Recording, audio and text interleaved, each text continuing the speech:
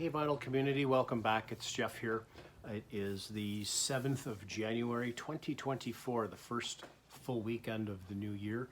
I hope everybody had a great New Year's, and I'm back today with a quick video. I had the opportunity for a new dig and VC meetup, my first of the new year, with the one and only Rob from Northern Revolutions. If you're not familiar with his channel, I will link it below. This was the second time that Rob and I had an opportunity to hook up and do some digging together. The first, I believe, was April of last year. We met in Rob's hometown, which is about 30 minutes from here, for a local record show. It was a lot of fun. Rob's a great guy, very passionate about music. He's a great family man. And we share a common and mutual reality where we both appreciate the music that we've learned from our dads. Both big music guys, and we really, I think, kicked it off having that in common together. So we met yesterday for the second time in my hometown. We first went for lunch at a local place called Beer Town. Had a really great lunch. It's just across the street from the one and only store that we went digging at afterwards. It was a great lunch and a great chat. Unfortunately, the dig didn't turn out all that well. It was somewhat of a disappointment. A local place here in town called Orange Monkey. I had known and sort of discovered after being there about 6 months ago that what was once a large used inventory has kind of been depleting, and now even new stuff, there really wasn't much to go through, but I did manage to pick up 4 records, which I'll quickly share with you here today. I only had an opportunity to listen to one of them last night, and I'll just kind of quickly go over that. I'll show that one last. These were 3 of them were $5, and this one was $10.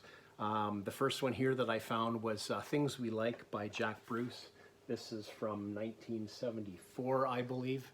A Jack Bruce album I hadn't had in the collection that I'd been looking for. The condition is okay. As you can see, there's some ring wear.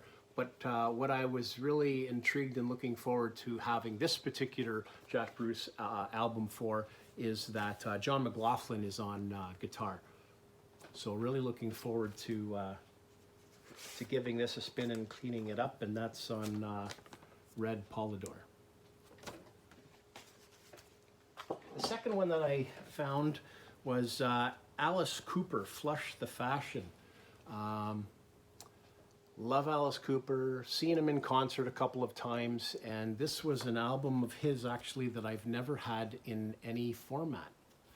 Not regarded to my knowledge as one of his stronger albums. I have heard a few people from time to time that have actually say they highly regard it in his discography. There it is on Warner Brothers. These were all Canadian presses, by the way. So Alice Cooper, Flush the Fashion. I really enjoy the early Amboy Dukes. I believe their debut album, Journey to the Center of the Mind, great psych album. It's a great rocker, of course, featuring Ted Nugent. Another one with Ted and the Amboy Dukes is Call of the Wild. Another kind of a rough cover, but this was one of the ones for $5. And I mean, you see this around from time to time. Never picked it up, but it's an original Canadian on Discreet. So for $5, decided to pull the trigger. And again, the selection at the store unfortunately wasn't all that great. So, you know, it was a little easier to be not quite as be selective. So for $5, why not?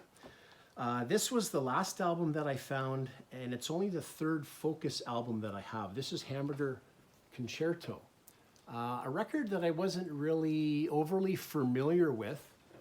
I saw recently, and not even recently, but earlier in 2023, 2 people in the vinyl community.